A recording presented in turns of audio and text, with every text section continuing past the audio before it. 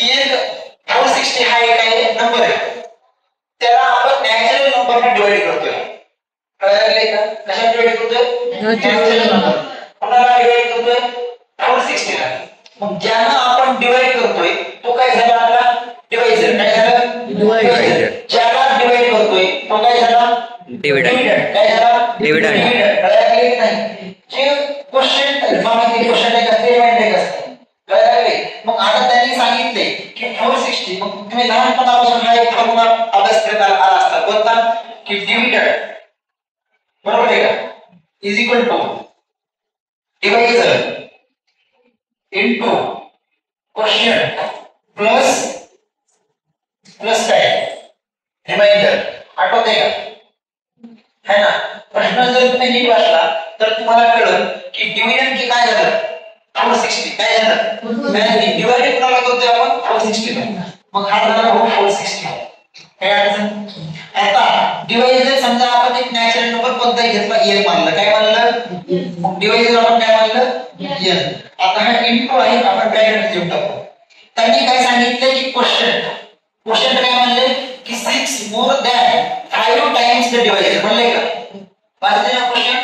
6 more than 5 times the divisor. म्हणजे quotient काय होतंय? 6 मोर दॅन 5 टाइम्स डिवाइजर काय आहे? n. आणि रिमाइंडर किती म्हणले? 1. किती म्हणले? समजायला लागले की नाही समजायला? समजलं? आता हा तुम्हाला एक इक्वेशन मिळत नाही, क्वाड्रेटिक इक्वेशन. पटकन सांगा. 460 इज इक्वल टू काय मिळेल?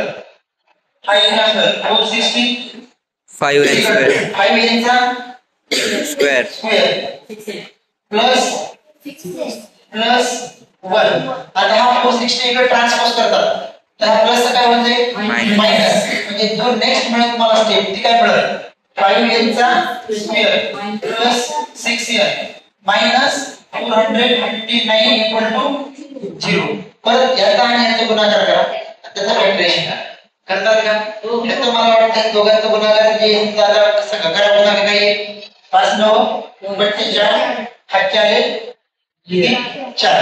5 5 5 25 25 आणि 4 किती? 29. हातचे किती आले? 2. 5 2 20. असं किती? 22. 22 95. कळले?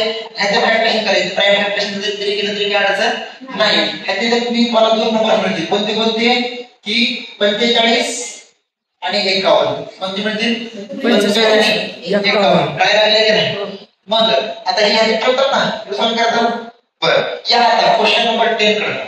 कशाकडे? Question number 10.